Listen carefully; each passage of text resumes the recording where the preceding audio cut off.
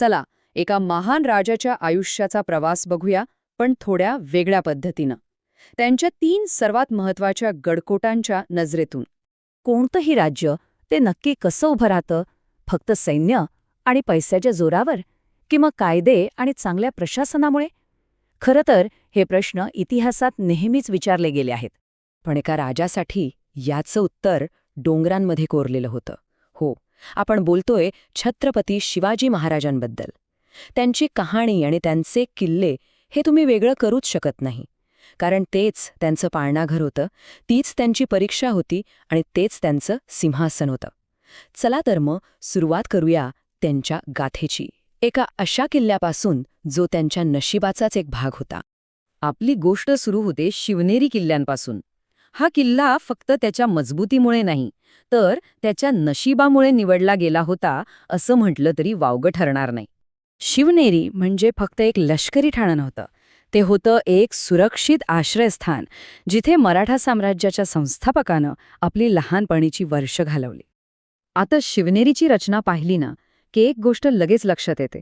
हे फक्त एक सुरक्षित ठिकाण नव्हतं. अहो, 7-7 भक्कम दरवाजे, पाण्याची टाकी, म्हणजे किल्ला पूर्णपणे स्वयंपूर्ण.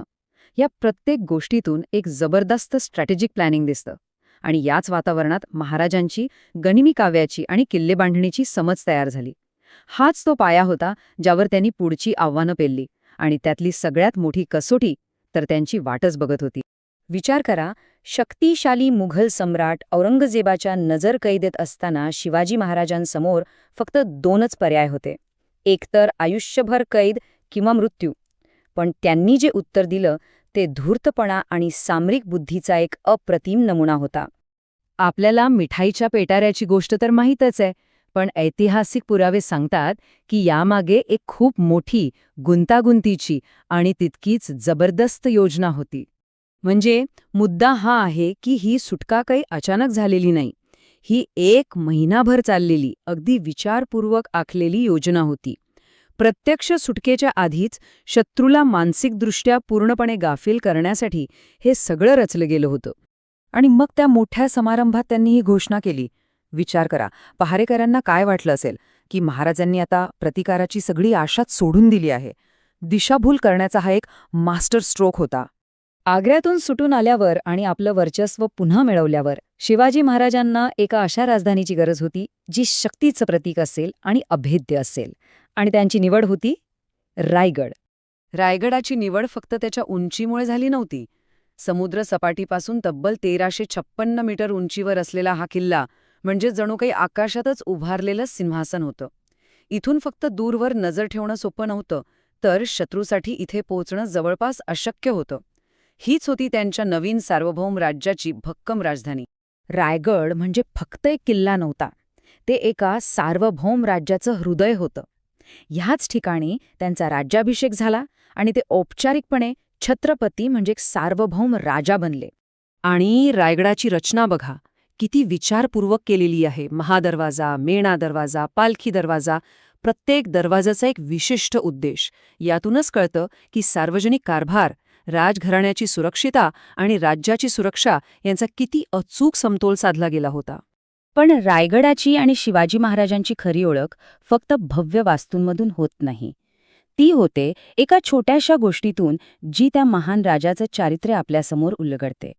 रायगडावर एक नियम होता, अगदी कडक. सूर्यास्त झाला की किल्ल्याचे दरवाजे बंद. सुरक्षेचा मामला होता, त्यामुळे एकदा दरवाजे बंद झाले की कोणालाही आत बाहेर जाण्याची परवानगी नव्हती, मग तो कोणीही असो. पण कधीकधी नियती नियमांपेक्षा मोठी ठरते. झालं असं की हिरकणी नावाची एक गवळण दूध विकायला गडावर आली आणि आतच अडकली. खाली गावात तिचं तान्हं बाळ रडत होतं आणि त्या आवाजाने तिच्यातल्या आईला काहीतरी अशक्य करून दाखवायला भाग पाडलं. जिथे दिवसा बघायलाही भीती वाटावी, तो सरळ सोट असुरक्षित कडा ती रात्रीच्या काळ्याकुट्ट्या अंधारात उतरली. हे फक्त धाडस नव्हतं, तर आईच्या प्रेमातून जन्माला आलेले एक विलक्षण शौर्य होतं, ज्याने रायगडाच्या इतिहासाला एक नवीन दिशा दिली. आता जेव्हा महाराजांना हे कळलं, तेव्हा त्यांनी तिला शिक्षा नाही केली. उलट तिच्या या शौर्याचा सन्मान केला. यातून आपल्याला काय दिसतं? एक असा राजा जो फक्त नियम बनवत नव्हता, तर तो आपल्या प्रजेचं ऐकत होता. त्यानं तिच्या धाडसाला किंमत दिली आणि त्यातून मिळालेला धडा वापरून आपलं राज्य आणखी मजबूत केलं. शिवनेरीच्या पाळण्यापासून, आग्र्याच्या त्या अवघड कसोटीतून, ते थेट रायगडाच्या सिंहासनापर्यंत. हा प्रवास फक्त काही वर्षांचा नव्हता. हा प्रवास होता एका सार्वभौम राज्याच्या निर्मितीचा. धोके, आव्हानं आणि अफाट साहसाने भरलेला. म्हणूनच हे किल्ले म्हणजे फक्त दगड-विटांच्या वास्तू नाहीत, तर त्या दूरदृष्टी, अचूक रणनीती आणि खऱ्या नेतृत्वाची गाथा सांगणारे जिवंत अध्याय आहेत. कदाचित आपली ही स्मारकं, हे गडकोट, अशाच अनेक कथा सांगायला तयार आहेत. फक्त आपण जरा जवळ जाऊन त्यांचं बोलणं ऐकायला हवं, नाही का?